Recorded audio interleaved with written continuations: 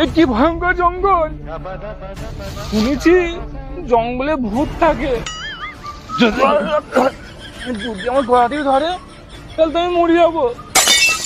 রাম রাম রাম রাম রাম রাম রাম রাম রাম রাম রাম রাম রাম রাম রাম রাম।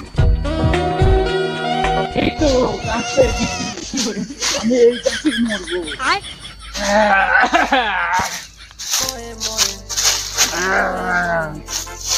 আমাকে সাহায্য করো।